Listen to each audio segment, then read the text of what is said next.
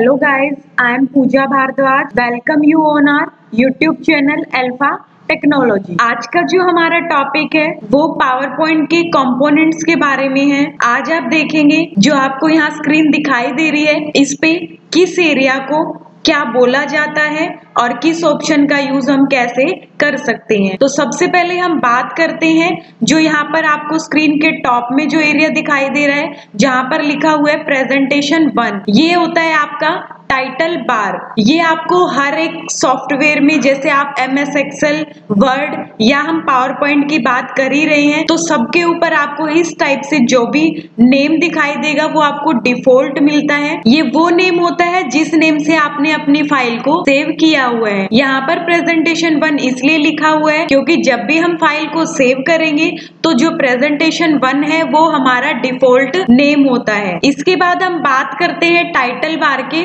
Right side की।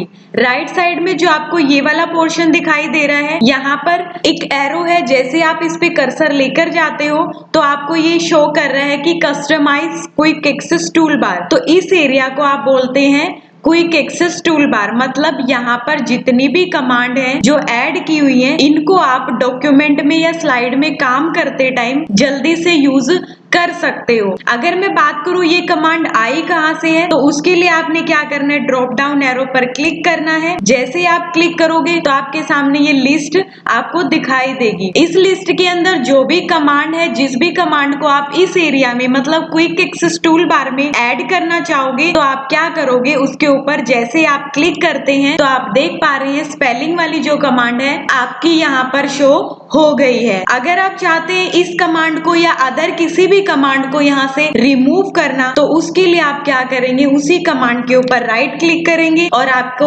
Option दिखाई देगा remove from quick access toolbar. जैसे आप इस पर क्लिक करेंगे तो आप देख पा रहे हैं वो वाली कमांड आपकी यहाँ से चली गई है। अब हम बात करते हैं टाइटल बार के लेफ्ट साइड की। यहाँ पर आपको 3 बटन दिए हुए हैं। सबसे पहले मिनिमाइज है, ये रिस्टोर डाउन है और ये एग्जिट है। अगर आप चाहते हैं जो आपने स्क्रीन यहाँ ओपन की हुई है उसको मिनिमाइज करना, तो आप इस ऑप्शन पर क्लिक करके उसको मिनिमाइज कर सकते हैं। अगर मैं बात करूं मिनिमाइज की शॉर्टकट की, तो वो होती है आपकी विंडो +M। इसके बाद नेक्स्ट ऑप्शन आता है आपका रिस्टोर डाउन। इससे क्या होता है, आपकी जो स्क्रीन है वो एक्चुअल साइज से छोटी हो जाएगी, मतलब डाउन में चली जाएगी। जैसे आप इस पे क्लिक करते हैं तो आप देख सकते हैं इस टाइप से जो आपकी स्क्रीन आपको दिखाई देगी।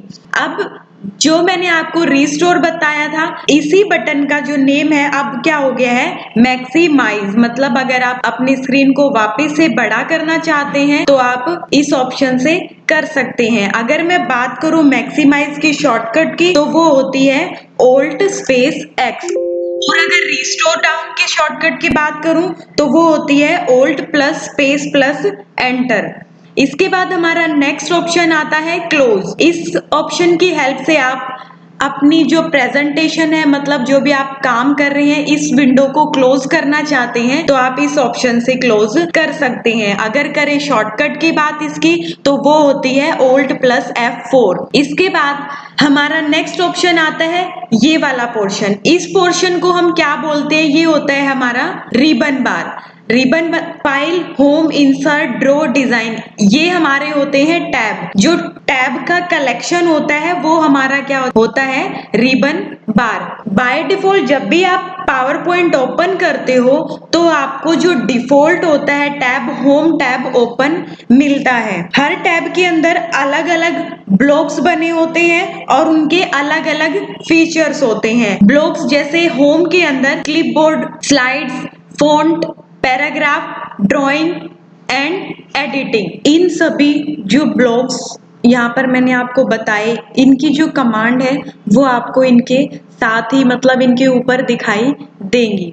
जिस भी कमांड का आप यूज करना चाहें यहाँ से आप कर सकते हैं।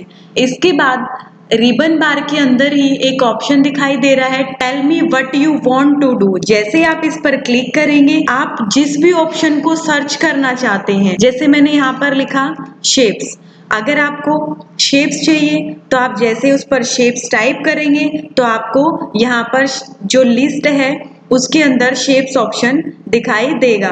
और इससे आप अपनी स्लाइड के अंदर जो भी शेप इंसर्ट करवाना चाहें यहाँ से आप कर सकते हैं। इसके बाद अगर मैं बात करूं रिबन को शो और हाइड करने की, तो उसके लिए यहाँ पर आपको एक ऑप्शन दिया हुआ है रिबन डिस्प्ले ऑप्शन। इसकी हेल्प से आप रिबन को हाइड कर सकते हैं।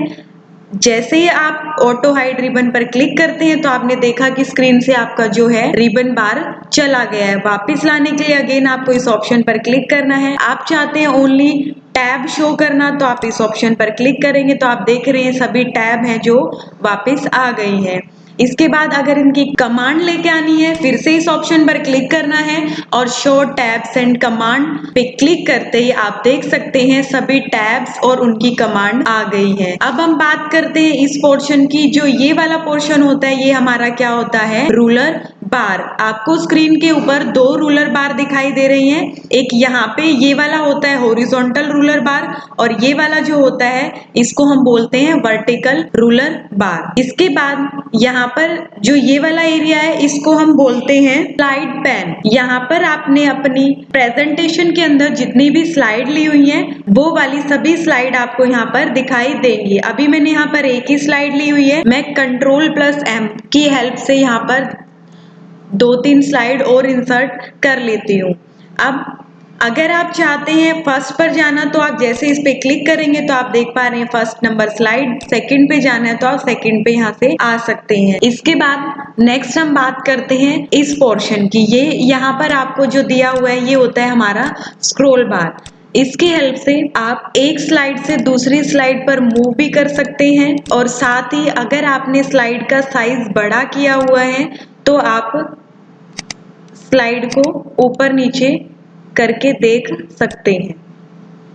इसके बाद जैसे आप स्लाइड का साइज बड़ा करते हैं, ये तो था इधर वर्टिकल स्क्रॉल बार और उसी के साथ यहाँ नीचे भी आपको दिखाई देगा हॉरिजॉन्टल स्क्रॉल बार। ये तभी आपको दिखाई देता है जब आपकी स्लाइड का साइज नॉर्मल से ज्यादा हो। अगर आप इसको कम कर देते हैं तो वापिस से वो आपका जो स्क्रॉल बार है हॉरिजॉन्टल हाइड हो जाता है। अब हम बात करेंगे इस बार की। ये वाला जो एरिया होता है स्लाइड के जस्ट नीचे वाला, इसको हम बोलते हैं स्टेटस बार। ये आपको स्टेटस देता है कि आपने स्क्रीन के ऊपर टोटल स्लाइड कितनी ली हुई है और आप अभी किस नंबर स्लाइड के ऊपर हैं। तो आप देख पा रहे हैं मैंने 3 नंबर स्लाइड पर क्लिक किया है तो यहाँ पर भी स्लाइड 3 आपको यहाँ दिखा रहा है और टोटल स्लाइड हमारी कितनी है 4।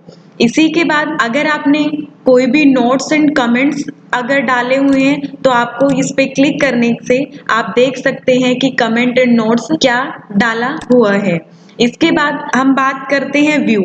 यहाँ पर आपको 3 व्यू दिए हुए हैं। ये होता है हमारा नॉर्मल जो हमारा डिफॉल्ट रहता है, दूसरा है स्लाइड शॉर्टर व्यू और तीसरा है रीडिंग व्यू। इसके बाद नेक्स्ट आता है स्लाइड शो। अगर आप प्रेजेंटेशन जो आपने बना ली है उसको रन करवाना चाहते हैं, देखना चाहते हैं, स्लाइड शो पे क्लिक करके आप उसको देख सकते हैं। अगर आपने स्क्रीन के साइज को जूम आउट या जूम इन करना है तो आप इनकी हेल्प से उसको जूम इन और जूम आउट कर सकते हो। इसके बाद लास्ट ऑप्शन आता है आपका fit slide to current window. अगर आपने करंट विंडो जो आपने ओपन की हुई है उसको फिट करना है तो आप इस ऑप्शन पे क्लिक करके आप उसको फिट कर सकते हैं। तो आई होप गाइज आपको पावर पॉइंट के सभी कंपोनेंट्स अच्छे से समझ में आ गए होंगे। अगर समझ आए हैं तो प्लीज वीडियो को लाइक एंड शेयर कीजिए, चैनल को सब्सक्राइब कीजिए। नेक्स्ट वीडियो की नोटिफिकेशन के लिए बेल आइकन प्रेस करना ना भूलें। Thank you.